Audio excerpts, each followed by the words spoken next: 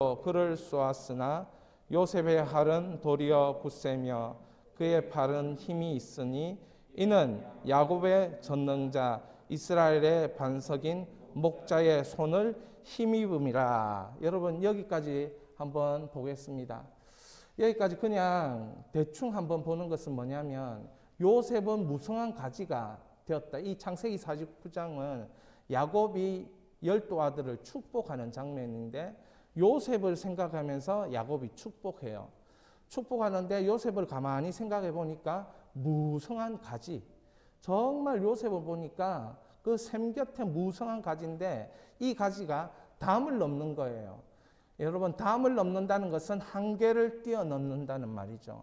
야곱이 기도할 때 요셉은 한계를 뛰어넘는 삶을 살았구나 이렇게 축복 기도하고 있는 거예요. 근데 한계를 어떻게 뛰어넘느냐 하면 활 쏘는 자가 그를 학대하며 적개심을 가지고 그를 쏘았으나, 그러니까 대적이 너무 많았다는 거죠. 원수가 너무 많았다는 거예요.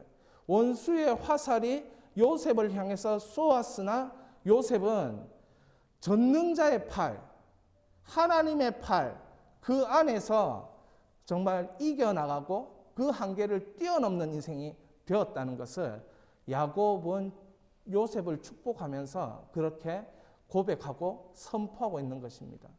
사랑하는 여러분, 원수의 화살이 우리를 계속해서 지속적으로 겨냥하고 쏘고, 때로는 사람이 화살이 되고 때로는 삶이 화살이 되고 때로는 재정이나 아픔이나 건강이나 이런 관계나 이런 것들이 절망의 화살을 쏘을 때에 그 쏘는 화살 때문에 여러분은 담을 뛰어넘는다는 것을 믿으시기 바랍니다.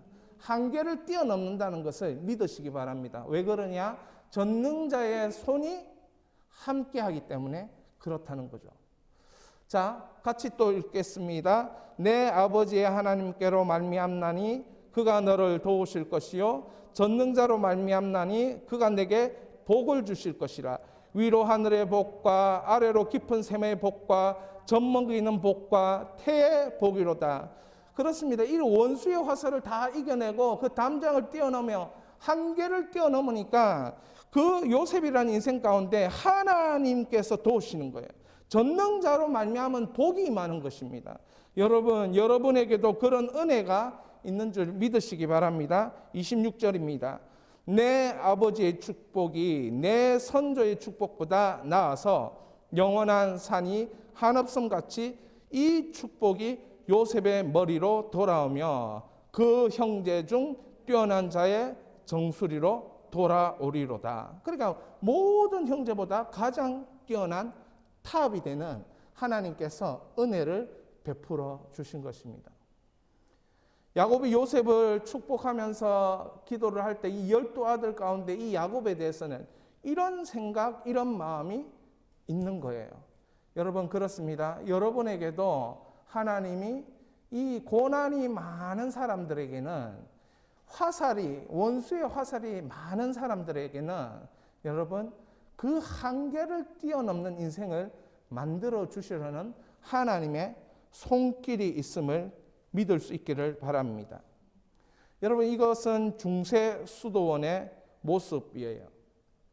중세수도원 생각하면 이제 병원이 없잖아요. 중세에 병원이 없으니까 수도원에 찾아가면 병원 역할을 해서 약도 좀 발라주고 그런 것도 있었다고 해요. 그러니까 힘든 사람들의 요양소가 되는 것이 중세수도원이었다고 해요.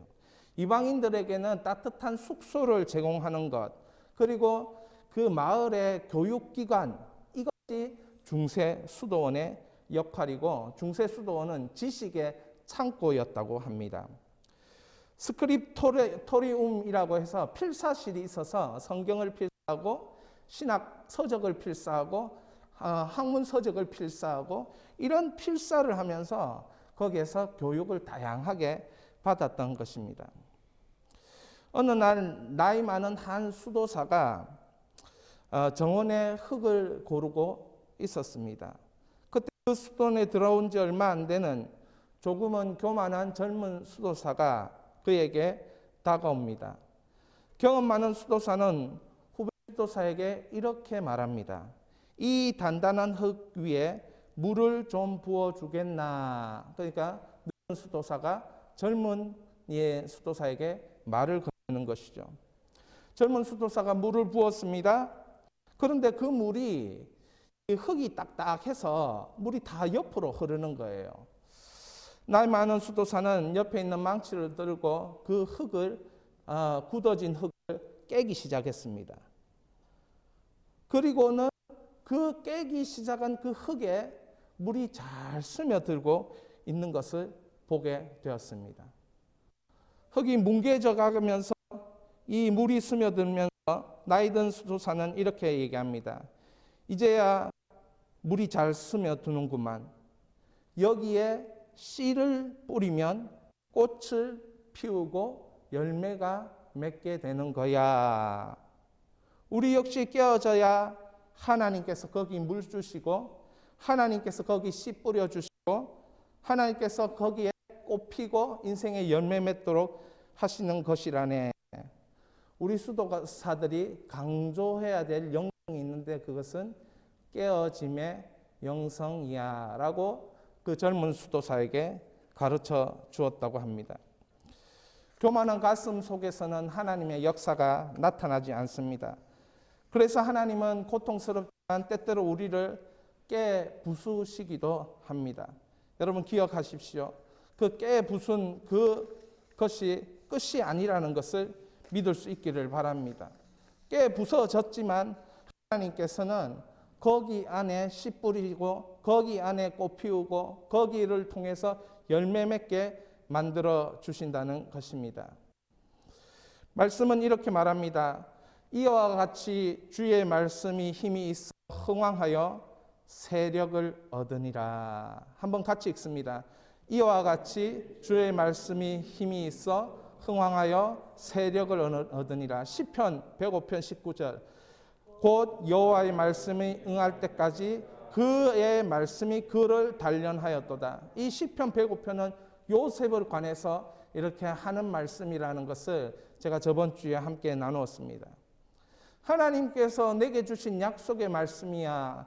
하나님께서 내게 주신 약속의 말씀이야. 이런 것이 많은 것이죠. 인생마다 하나님이 평가하는 말씀이 있고 하나님이 이 말씀대로 살게 하는, 그러니까 말씀이 생명이 되어 역사하는 그 일들을 하는 것입니다. 로이드 존스라는 금세기에 가장 뛰어난 우리가 설교자, 강해 설교자라고 하는 분이 있는데 이분이 섭리 교리에 대해서 이렇게 이야기합니다. 섭리는 창조주가 자신의 모든 피조물을 유지하는 신적 에너지의 끊임없는 실행으로 세상에서 발생하는 모든 일 안에 작용하고 있고 모든 것을 정해진 목적을 향해 가도록 인도한다. 이분이 섭리에 대해서 이렇게 가르치고 있어요. 저도 신학교 다닐 때 교리를 배울 때 섭리는 이런 것이다 라고 배웠어요. 섭리에 세 가지 측면이 있습니다. 보존입니다. 이것은 존재를 보존하는 것이죠.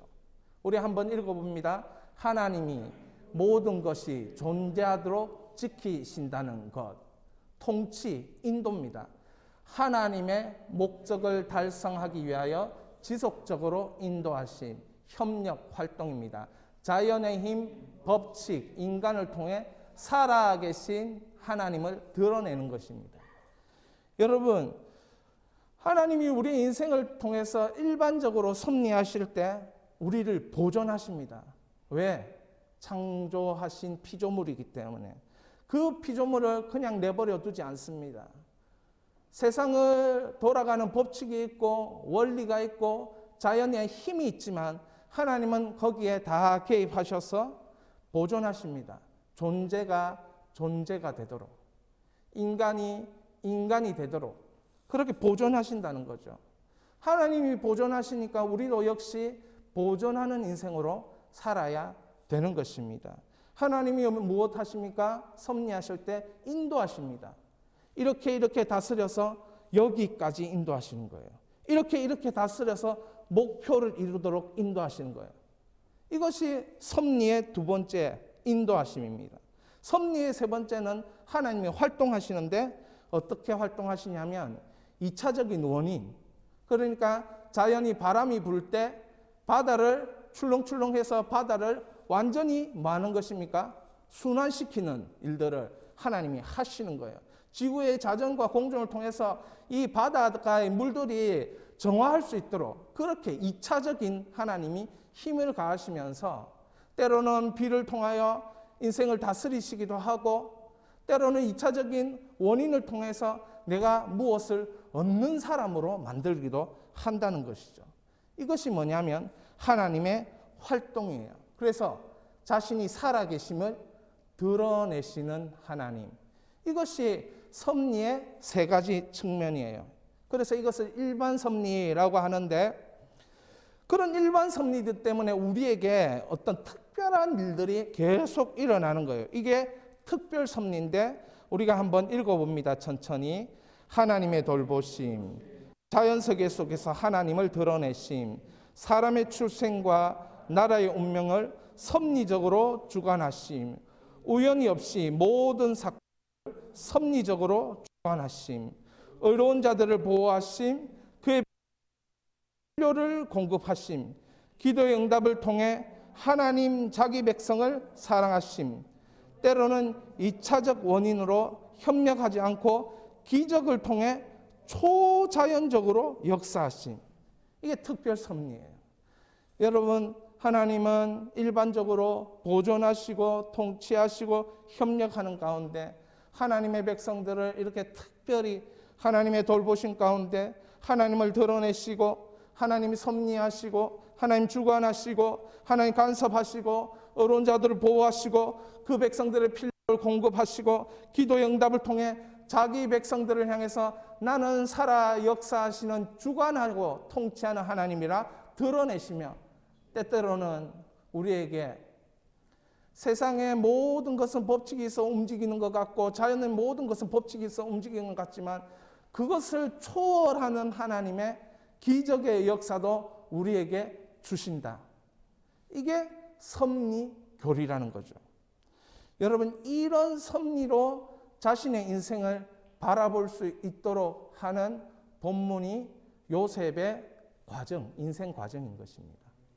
그래서 요셉은 이러한 섭리의 과정에 의해서 인생이 만들어지고 있다는 것을 확인합니다.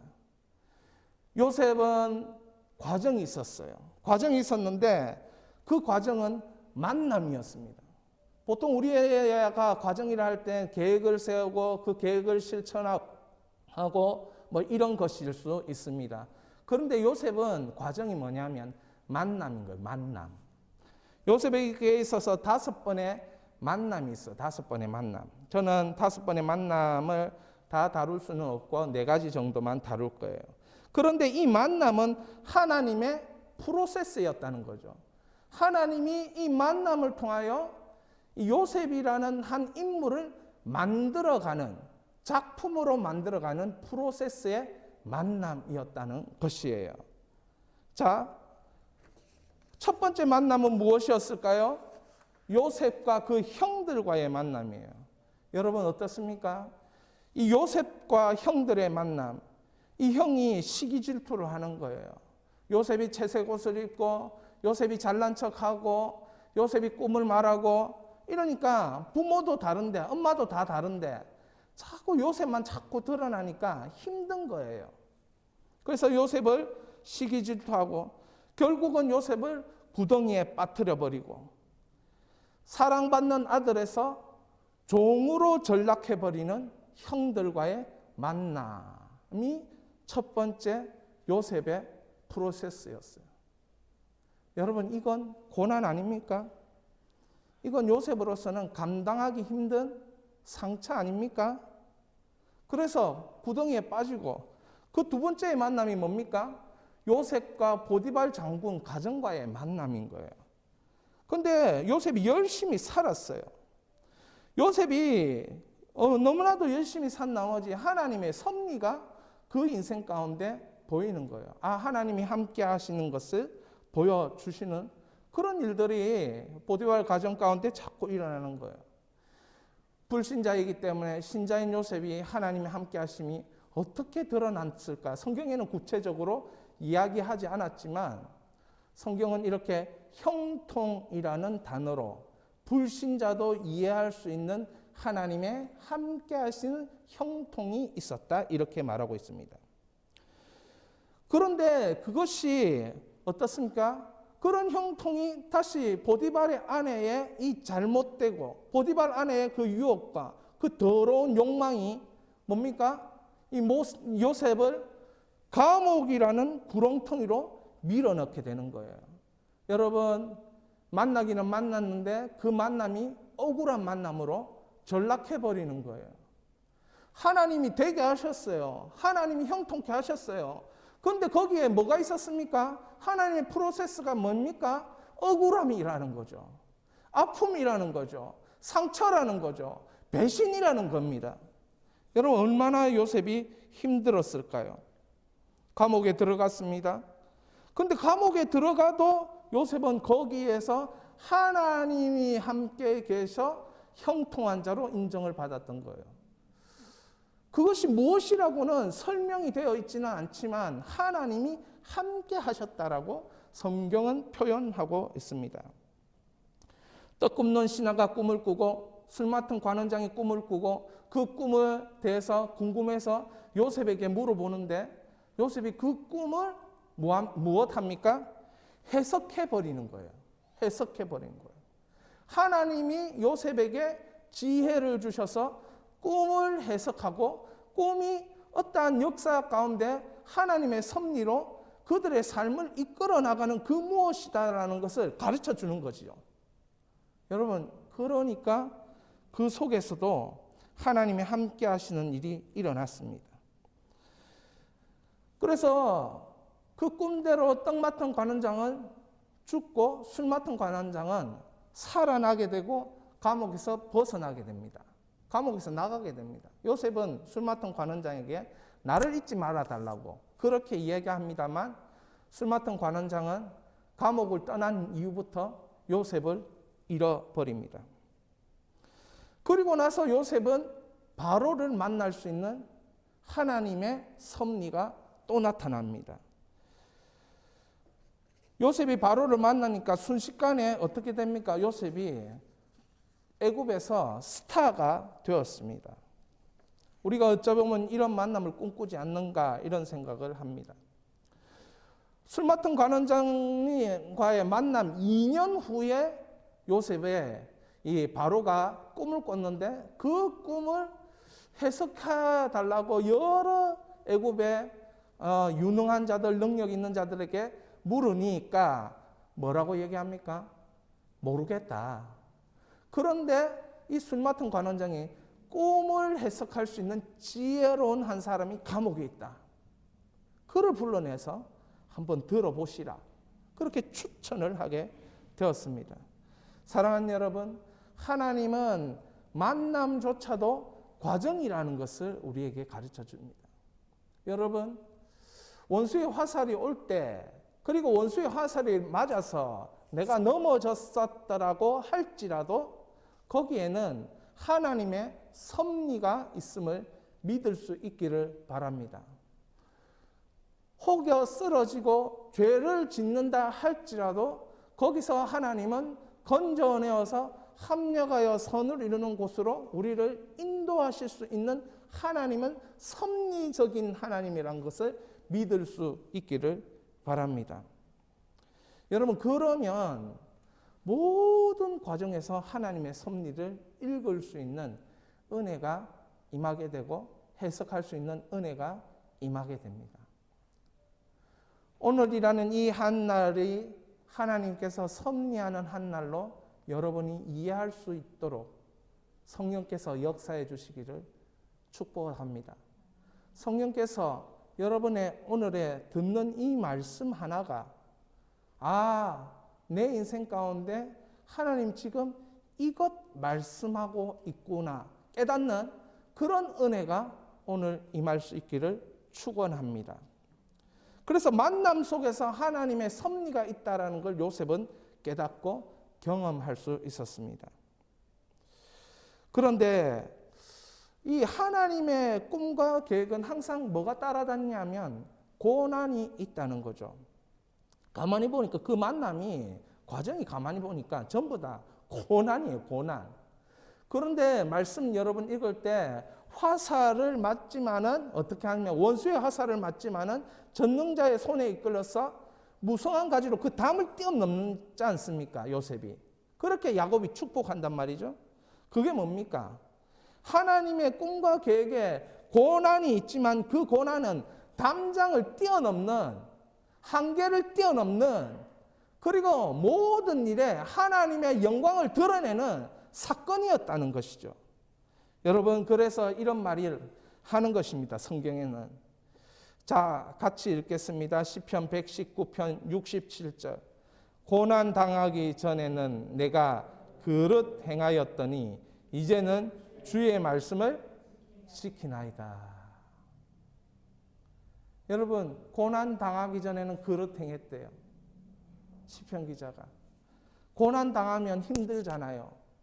그런데 하나님 사람은 고난 당하면 도망치는 게 아니고 고난 당하면 거기서 내가 하나님 말씀을 어떻게 준행할까 생각한다는 거죠. 하나님을 믿지 않는 사람들은 고난 당하면 그 고난을 돌파하려는 생각만 하지 거기서 주의 말씀을 지키겠다는 생각하지 않는다는 거입니다. 그러나 진짜 고난 당하는 사람은 하나님 백성은 고난 당했을 때 이렇게 자신을 돌아보는 거야. 아, 내가 주의 말씀을 지켜야 되는 것이 있구나. 이렇게 생각한다는 거죠. 요셉의 인생이 고난 당할 때 아, 내가 하나님을 더 놓치면 안 되겠구나. 하나님께 더 앞에 나가야 되겠구나. 하나님 앞에서 살아야 되겠구나. 이게 뭡니까? 시편 105편 19절이죠. 곧 여호와의 말씀에 응할 때까지 그 말씀이 뭡니까? 그를 단련하였도다. 그러니까 말씀이 생명의 역사로 요셉의 인생 가운데 나타난 것입니다. 사랑하는 여러분, 여러분에게 꿈과 계획이 있는데 그것 가운데는 항상 그 잘 되는 것만 있는 것이 아니고 고난도 함께 있다는 거죠. 큰 목표를 이루기 위해서는 고난이 더 크다. 정말 나의 한계를 뛰어넘는 목표를 이루기 위해서는 내가 당해야 되는 고난과 수치와 수모와 때로는 절망감을 더 깊이 경험하고 체험합니다. 여러분, 목표가 낮으면 낮을수록 이 고난이 있을 필요가 없어요. 왜? 나는 원래 막 그 정도만 하면 되니까. 그런데 자기가 고난이 많다라고 이 생각하는 사람들이 있죠. 그러면 그 사람에게는 거꾸로 생각해 보면 하나님을 향한 꿈을 이룰 만한 큰 하나님에 대한 기대, 하나님을 향한 계획 이런 것이 있기 때문에 내가 고난 당한다는 게 더 크게 느껴지는 거예요. 칼 구스타프 융이라는 스위스의 정신 분석학자, 이 분석 심리학의 개척자, 이분은 12살 때 이 중학생 때 학생들에게 폭행을 당했다고 합니다. 그래서 그 폭행을 당하다가 넘어졌는데 돌에 머리가 부딪힌 거예요. 그러면서 머리에 이제 이상 증상이 일어나기 시작했는데 학교 갈 시간만 되면 갑자기 발작을 한다든지 기절을 하곤 했답니다. 그게 일종의 트라우마였겠죠. 학교에서 당한 일 그 때문에. 그래서 가정도 힘들어지고 부모의 근심도 늘어났어요. 이때의 어린 융이 할 수 있었던 것은 자기가 할 수 있었던 것은 열심히 공부하는 것밖에 없었대요. 그래서 공부로 극복을 하기 시작했다고 하는 거예요.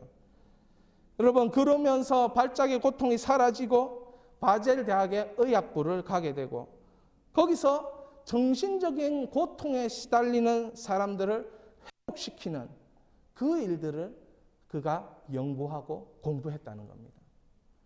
여러분, 무엇입니까? 고난 속에서 자신의 사명을 발견한 경우이죠. 고난 뒤에 은총이 있다. 고난 뒤에 은총의 작품이 있습니다. 도스토예프스키 9년 동안 시베리아 유배 생활을 했습니다. 그런데 죄와 벌이라는 불후의 명작을 썼습니다. 단테는 정적에 의해서 쫓겨났지만 방랑하면서 이 신곡이라는 불후의 명작을, 핸델의 메시아는 감옥에 갇혀서 반신불수가 되어져가는 핸델의 그 몸 상태 가운데서 나온 게 그 메시아라는 명곡이라는 거예요. 사랑하는 여러분, 고난 뒤에 뭐가 있다는 거죠? 은총의 작품. 성경 말씀대로 지금 인생은 되어가고 있는 거라는 것을 증명해 주고 있습니다.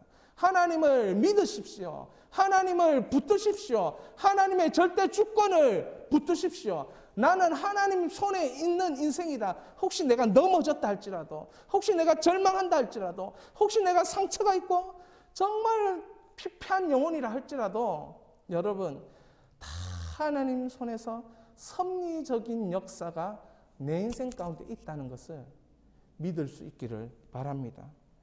그것이 다 작품을 만들어가는 인생이 된 것입니다.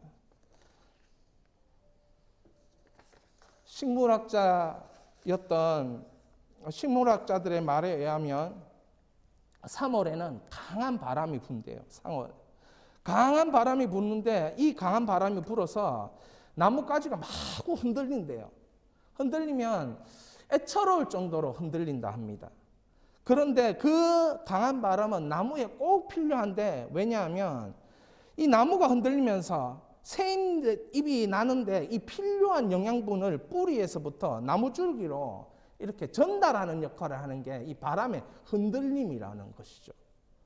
그러면서 이 나무가 잘 자랄 수 있도록 바람이 그런 역할을 하는 거예요. 여러분, 이게 2차적인 하나님의 섭리라는 거예요. 2차적인 원인을 통해 하나님의 섭리하신다는 거죠. 여러분, 편안한 생활, 그것은 행복으로 하는 사람이 있을 거예요. 그러나 그런 생활을 원하는 사람은 위대한 인생은 될 수 없습니다.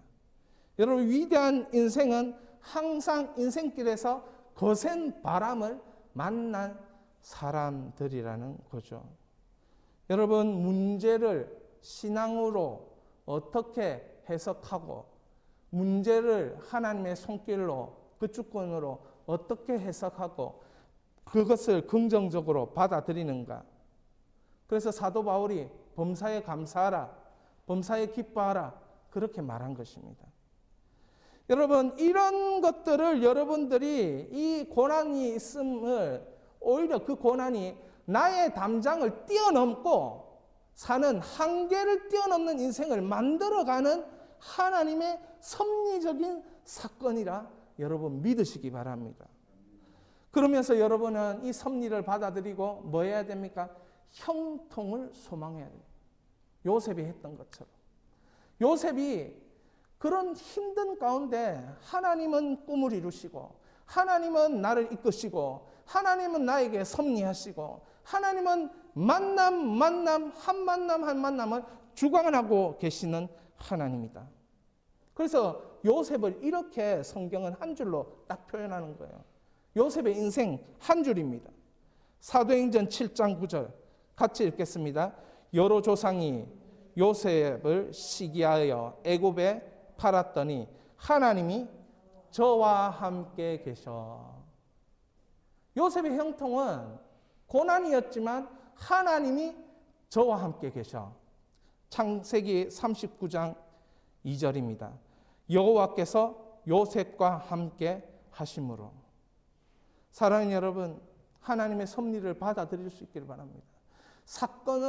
정말 사건을 통해서 내가 고난을 당하고, 사건을 통해서 내 마음이 너무 힘들고 절망이 찾아오고, 사람 만났는데 힘들고, 그럴 때에 참 이겨내기가 힘든 것이죠.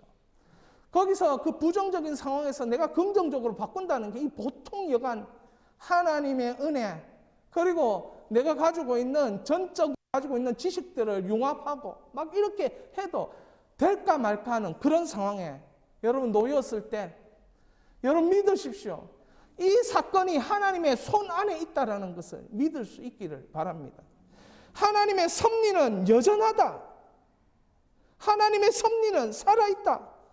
하나님은 초월하시는 기적도 내 인생 가운데 주실 수 있고 찾아오실 수 있다 라는 그 섭리의 하나님을 믿을 수 있기를 바랍니다.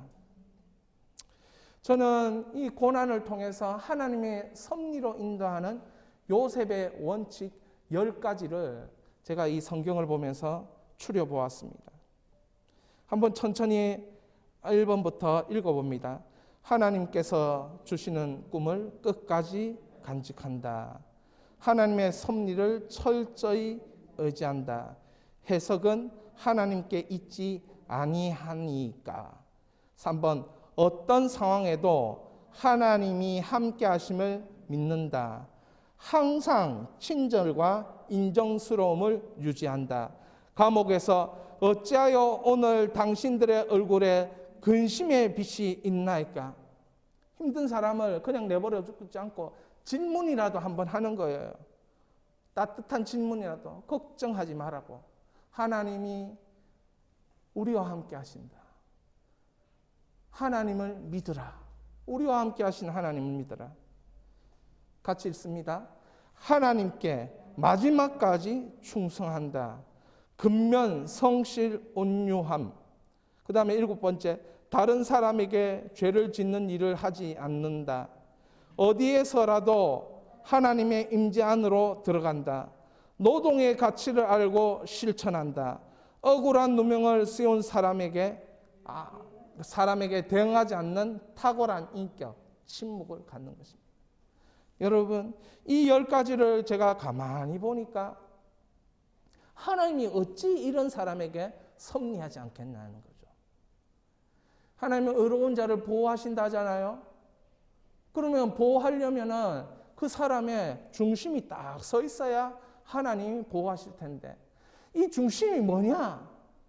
하나님이 꿈을 주신 것 끝까지 간직하고 하나님 섭리를 철저히 인정하고 의지하고 어떤 상황에서도 어떤 어려움 속에도 하나님 함께 하심을 믿으며 항상 나에게는 여유 있고 기쁨과 감사가 넘치고, 하나님 그 사람에게 역사 안 하면 누구에게 역사한단 말이에요. 그게 하나님의 섭리에 이끌리는 사람의 삶이라는 것이고, 그런 사람에게 하나님의 섭리가 따라야 하나님께 영광이 되는 것이고, 오늘 당신의 얼굴에 근심이 비진 이런 질문이나 대화를 통해서 사람을 위로하고 격려할 줄 알고 마지막까지 끝까지 충성하는 거죠. 하나님 앞에서. 그리고 항상 삶의 태도는 근면하고 성실하고 온유함을 유지하는 거예요. 여러분, 이 온유함은 뭡니까? 팔복에 보면 땅을 기업으로 얻는 게 온유함 아닙니까? 그럼 요셉의 인생의 마지막에 보면 흉년의 때에 땅을 기업으로 얻는, 그리고 땅을 다스림으로 그 사람을 먹이고 살리는 그런 사람을 살지 않습니까? 다른 사람에게 죄를 짓는 일을 하지 않는 거예요. 어디에서라도 하나님의 임재. 지금 나에게 필요한 건 하나님의 임재야. 여러분, 하나님의 임재가 있어야 내 성격도 바뀔 수 있고 내 기질도 바뀔 수 있어요. 여유를 가질 수도 있고 믿음도 생기는 거예요. 하나님의 임재를 갈망하시기 바랍니다. 요셉은 구덩이 속에서, 그리고 나이가 들어감에 있어서 항상 하나님의 임재를 갈망했을 거예요. 그러니까 하나님이 형통함을 주신 거예요. 노동의 가치를 알고 철저히 실천할 때 게으름 피우지 아니하고 사는 거죠. 억울한 누명을 씌운 사람이 있지만 그 사람을 대체해서 묵사발 내고 복수하고 그것이 아니고 끝까지 참아내는 탁월한 인격. 여러분, 이런 10가지 원칙을 가지고 있을 때에 여러분, 이런 성경 구절이 여러분의 성경 구절이요, 여러분의 인생을 흥왕케 하는 생명의 말씀이 되는 것입니다. 우리 여러분의 인생을 흥왕케 하는 이 생명의 말씀을 다시 한번 읽어보겠습니다. 요셉은 무성한 가지 곧 샘 곁에 무성한 가지라. 그 가지가 담을 넘었도다. 활 쏘는 자가 그를 학대하며 적개심을 가지고 그를 쏘았으나 요셉의 활은 도리어 굳세며 그의 팔에 힘이 있으니 이는 야곱의 전능자 이스라엘 반석의 목자의 손을 힘입음이라. 다시 한번 계속 있습니다. 내 아버지 하나님께로 말미암나니 그가 너를 도우실 것이요 전능자로 말미암나니 그가 내게 복을 주실 것이라. 위로 하늘의 복과 아래로 깊은 샘의 복과 젖먹이는 복과 태의 복이로다. 이거면 되지 않겠습니까? 여러분 인생 가운데 하나님의 섭리가 이렇게 나타날 수 있다는 것이죠.